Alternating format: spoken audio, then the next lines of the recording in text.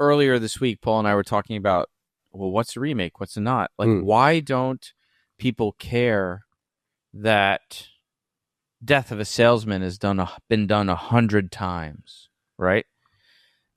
Nobody cares that a play is done over and over again, but people give a shit when a movie's done over and over and over again.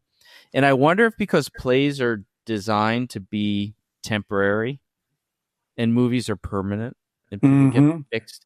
Yeah. Because like I just saw Death of a Salesman, the most recent one on Broadway, which was amazing with Wendell Pierce, and it followed, and I had seen it on Broadway with Brian Dennehy also.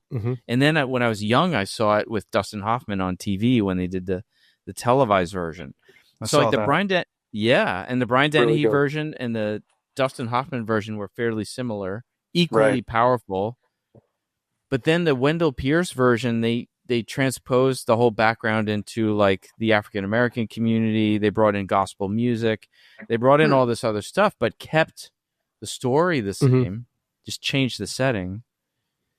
And it was so freaking powerful. But nobody cared that it was different because it was like a play. Right. People like appreciate that when it comes to plays. But with movies, people are immediately so critical if you're not like the first film version, you know? Right. So what's yours, man? That's a great point, Stephen. Great point. The story is a story with theater. So no matter how you dress it up, the story remains the same, and it's a human condition.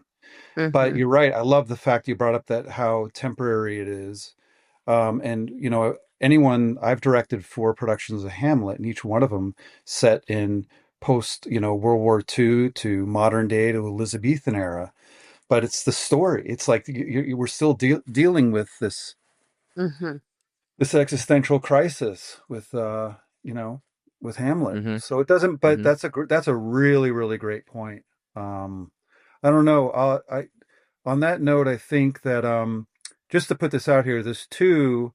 I won't take up too much time, but there was some chatter a little while back about a Warriors remake. I don't know if you guys caught wind of any of that. And the amount of people that were so up in arms and just ready just to burn the city down if that was even going to get made.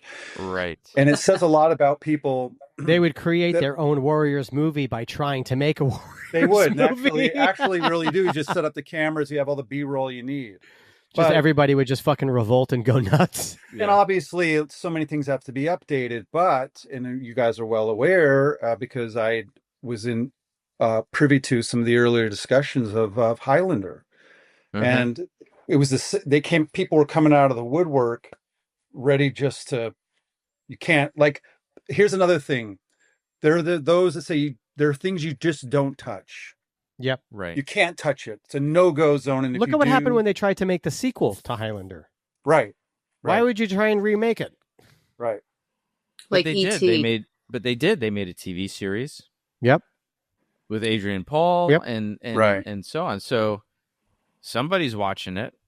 You know? Well, that's the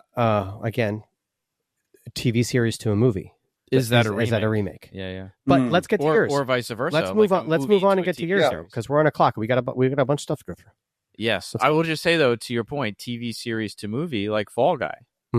Fall Guy was a TV series, and then it was a movie. So how could you take like multiple seasons of a TV series and condense it into a movie? So is it a remake or is it just sort of an homage to the original? Yeah, I think it more like borrows the concepts, the characters, some of the central themes, and applies it to a whole new animal.